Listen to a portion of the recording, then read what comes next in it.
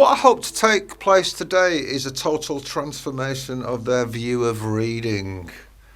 I hope to implant with them the idea that their dream ticket is there, it's waiting, and all it needs to do is to be picked up. Because very simply, I've discovered that the ability to read as a young person and to carry that into adulthood brings you unrecognised skills of communication, the ability to maintain relationships, the ability to be in contact and in touch with your own emotions. It also brings empathy and understanding of other ideas, other cultures and other people. It also means that they will make best friends with people they will never meet. Give me Kennings for a book. Page turner. Information square, I like that. Anyone else? Come on.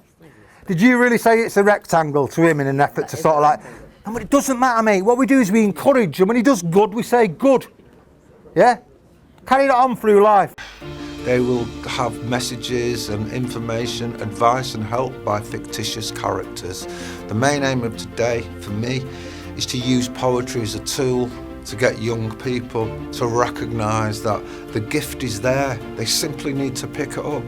We need to put reading at the forefront of all things.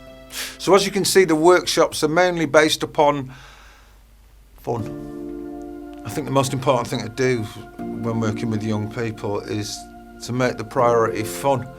They're active, I move around, the space is mine, I will cover every inch in an effort to ensure that every kid who's listening to me gains my eyes, gains my recognition. I try to make sure that every kid in my workshop is spoken to and engaged with at some point on a personal level. You're at Bob Ross's funeral.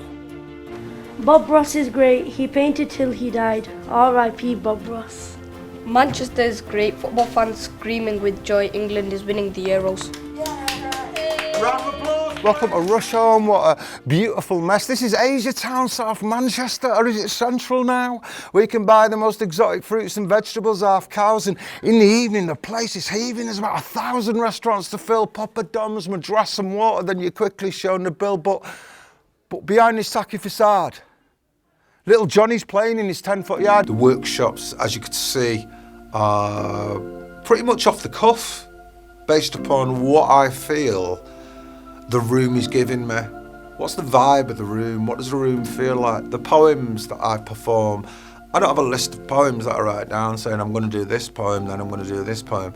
I use poems which are appropriate. I might talk to a young person about something where he or she might say something which might relate, which I think is illustrated, their point is illustrated by a poem. But if you've used a word more than once in a poem, in a haiku, we've only got 17 syllables. We must use every one of those syllables. Cheetham Hill is great.